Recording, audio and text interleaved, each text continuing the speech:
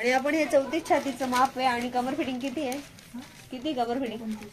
29 कमर fitting आहे. तर त्याला असं मोजून घ्यायचं अगोदर. 29 कमर फिटिंग शोधायची कुठे आहे आणि आपल्याला 29 सापडलेलं आहे. जिथे 29 आहे ना तिथे असा हा टेप ओढून घ्यायचा रिवर्स पाठीमागे आणि 29 पासून परत मोजून घ्यायचं. किती ते फक्त आपल्या लक्षात ठेवायचंय स्वतःच्या. आणि ते किती आहे तर 8 आहे.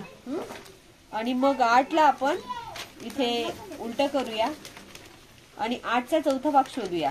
जर तुम्हाला 8चा चौथा भाग काढता येत असेल तर ठीक आहे, नसेल काढता येत तरी काही हरकत नाही. मी हे ब्लाऊज असं ठेवलं. 8चा चौथा होतो इथे 8 बघितले.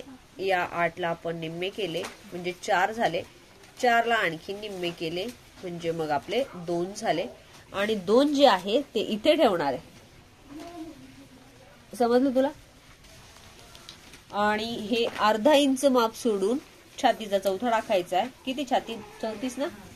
34 म्हणजे 8.5. आणि हे तिरकस इथं जोडायचंय. ही झाली एका साईडची फिटिंग. आणि बाही फिटिंग टाकायची आहे. तर बाही फिटिंग किती आहे? 5.5. हा 5.5. ओके, मी 6 घेतली सध्या. आणि ही तुमची फिटिंग टीप रेडी. इथे बाही फिटिंग द्या, इथे अर्धा इंच सोडून छातीत चौथा द्या आणि इकडे 2 इंच घ्या. आणि ही एकच टीप मारून तुमचं ब्लाऊज फिटिंग कम्प्लीट करा. बस. तुम्हाला पाहिजे तर याच्या आत अर्धा इंच आतमध्ये जाऊन टीप मारा.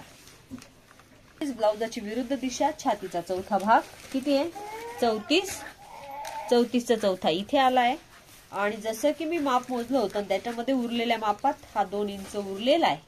तर तो तिथे तिरकस आणि बाही फिटिंग मी इथे 6 घेऊन ठेवलेली आहे. तुम्हाला पाहिजे तर नंतर तुम्ही टीप मारू शकता. आणि ब्लाऊज फिटिंग कम्प्लीट.